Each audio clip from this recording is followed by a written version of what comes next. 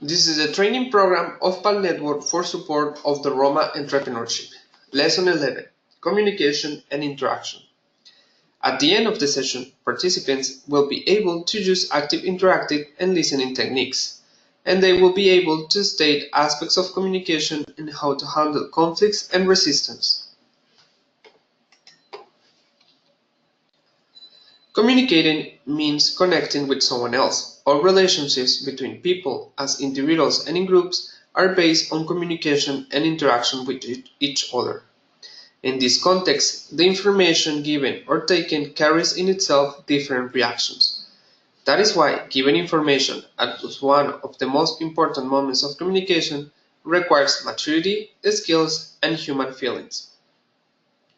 People communicate not just by talking, but by understanding each other through observing. For example, certain body postures, smiling, or exchanging looks.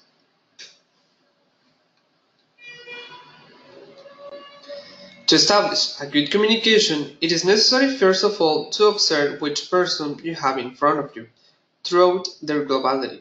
Obviously, the signals we are talking about are not always clear and easy to understand. In this line, the expert of communication science has made 5 summarizing statements regarding communication difficulties. The first one: you cannot communicate. Every behavior is a kind of communication. People communicate with one another when they notice each other, because behavior does not have a counterpart. It is not possible not to communicate. For Balspeak, behavior is communication itself. Even when someone does not say anything at all, he is still saying something. The next one: every communication act has a content and relationship aspect. This is obvious in the way we make a question or talk about something. For example, the tone of voice, the mimics, the gesture, etc. The third one is the nature of a relationship is determined by punctuation marks as well as communication performance of the interlocutors. The next one: communication between people is related to both digital and analog modes.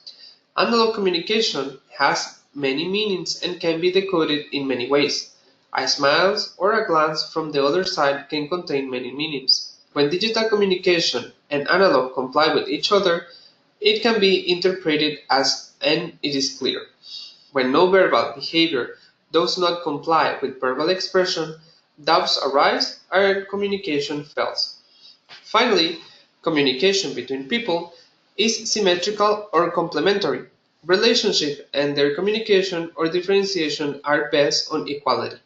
Here arises the risk of dependency on one of the parties. Symmetrical communication is based on the effort of the two participants of the conversation and the more equal inequalities.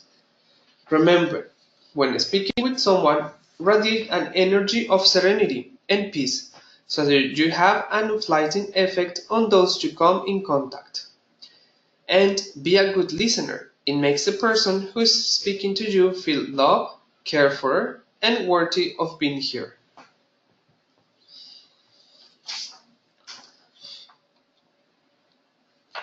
We understand people in different ways, always influenced by various factors. Often, this depends on how we feel about understanding something or we just want to interpret it.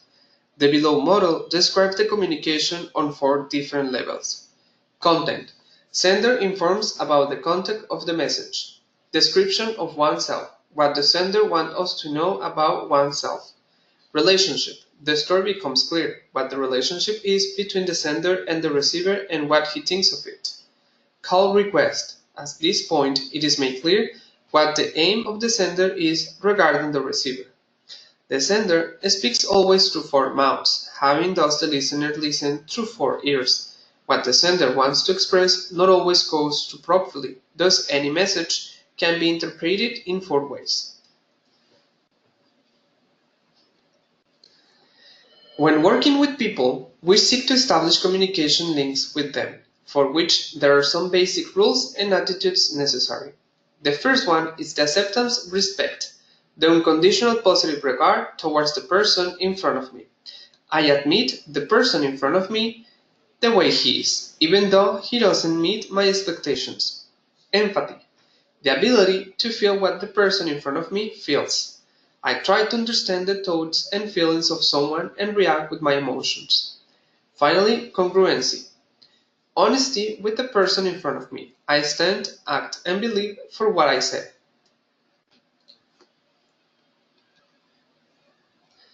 We think we listened, but very rarely do we listen with real understanding, through empathy. There are additional approaches that foster communication or even simplify it. These approaches are related to moderation and group management. For example, active listening.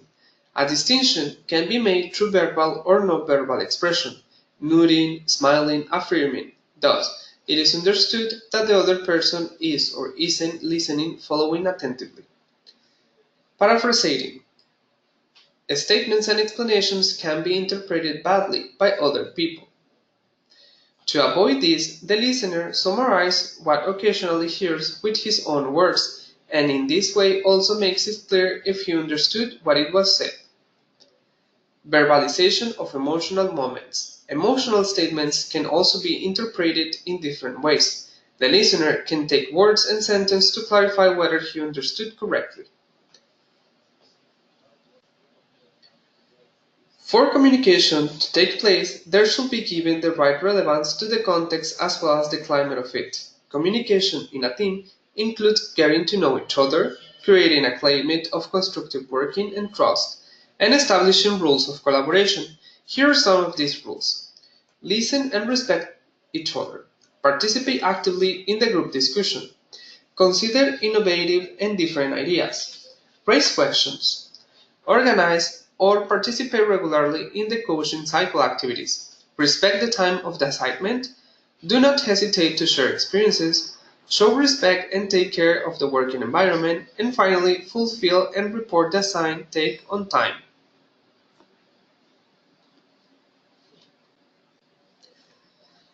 Conflict is created as a result of difficulties in communication between people, generally due to different opinions, but also as a natural process of a group.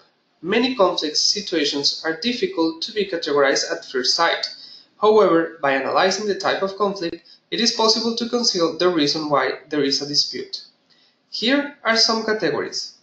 The first one is actual conflict or content-related conflict. These are related with issues in the job place, considered at object levels. For example, they might arise for the following situations: what goals is being followed, which subject is being elaborated, what decision will be taken. Settling a conflict requires space and time, in which concrete arguments and explanations lead to constructive compromises. Other can be necessity-related conflicts or conflicts of interest. These are related to the expression of necessities, and when the expressed needs go against the needs and the interests of other participants, which are not considered or taken on board. Some concrete conflicts can be solved by finding the interest and needs behind them. Other is the conflicts in relationships. Conflicts at relationship levels arise when people, with their respective individual experiences, contrasting value systems, and different perception and behavior, clash with each other. Conflicts without adequate reasons are often based on rivalries, the demand for power, or antipathy feelings. Conflicts in relationships are often simplified and resolved at concrete level. A special form of relationship conflicts are conflicting roles. They arise when the demands of a role are not convincing. For example, when a boss is also an old friend, or the mother is the teacher of her own children.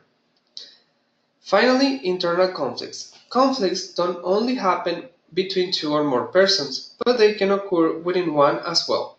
Ambivalence, self-blame, self-guilt, self-responsibility are widespread phenomena of internal conflicts, but internal conflicts are put out usually as a result of interaction and cooperation with others. However, there are certain actions that cause conflicts due to their perception and subjective processing. Conflicts don't always pronounce themselves in the same form.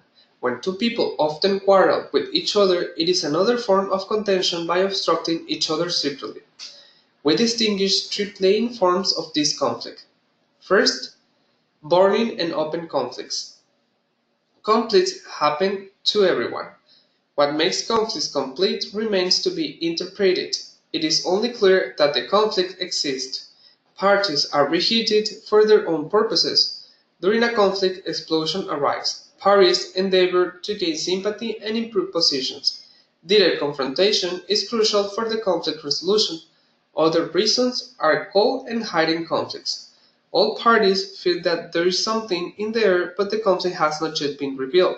This behavior can have different reasons. Some interlocutors feel what could be the reason for creating this tension, but others fear the outbreak and the consequence. In cold conflicts, sarcasm, cynicism, is typical of the communication style.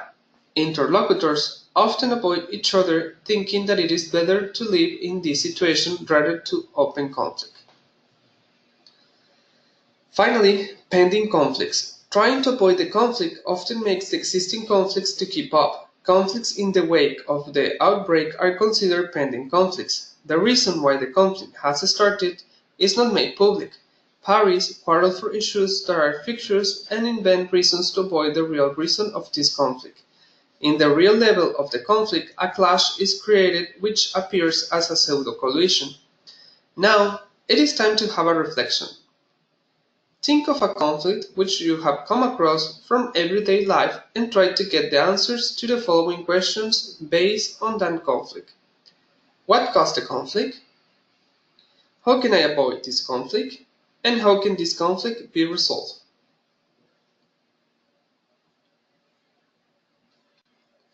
Now, we're going to talk about the two truths. On one hand, the sender has an intention that is usually hidden implicit in the message.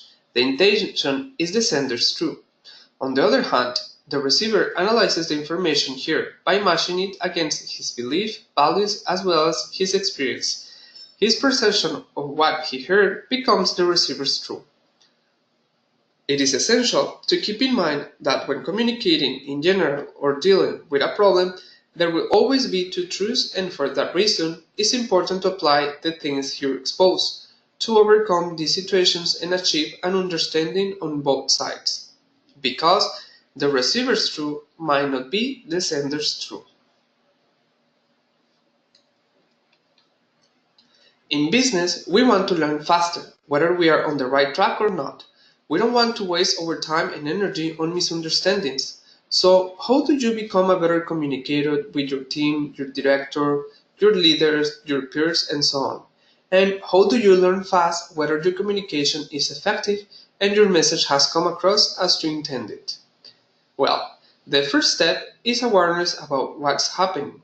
You know now about the dynamics of communication and misunderstanding, and you can tell the difference of the four sides of a message. Thus, try to incorporate to your everyday the check-in, check-back technique in order to be more effective in your communication and learn faster.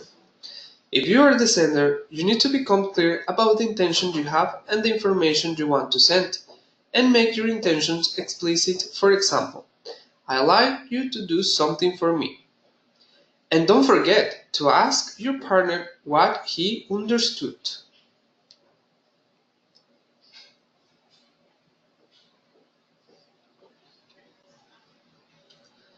To diagnose the conflict and to defeat the conflict, we must distinguish that conflicts arise under a process whose circumstances may be influenced. In this sense, Frederick Glass distinguished 9 escalating scales. Each scale has a large number of typical signs which depend on each other and are as much important elements of conflict dynamics. It is in this threshold that it is decided whether there will be a conflict resolution or whether it will escalate. At each level of escalation, a strategy is required alongside other methods. The first stage is tension, since conflicts start with tension. For example, the occasional clash of opinions. This is a common occurrence, and it is not perceived as the start of a conflict. However, if a conflict should result, the position become more fundamental. The conflict could have deeper causes. The second stage is debate.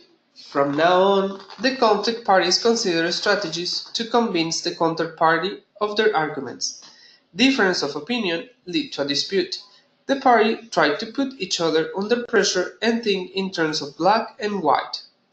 The third stage is action instead of words. The conflict parties increase the pressure on each other in order to assert their own opinion. Discussions are broken off, no more verbal communication takes place, and the conflict is increasingly exacerbated. Sympathy for them disappears. The fourth level is coalition. The conflict is exacerbated by the search for sympathizers for one's cause. Believing one has right on one side, one can denounce the opponent. The issue is no longer important. One has to win the conflict so that the opponent loses. The fifth level is loss of faith. The opponent is to be denigrated by innuendo and the like. The loss of trust is complete. Loss of faith means in this sense the loss of moral credibility. The next stage is threat strategies. The conflict parties try to gain absolute control by issuing threats which demonstrate their own power. One threatens, for example, with a demand, which is enforced by a sanction, and underlined by the potential for sanction. The proportions decide the credibility of the threat. Limited destruction is the seventh stage, in which one tries to severely damage the opponent with all the tricks at one's disposal. The opponent is no longer regarded as human. From now on, limited personal loss is seen as a gain if the damage to the opponent is greater. The next stage is total annihilation. As the name of the stage, the opponent is to be annihilated by all means.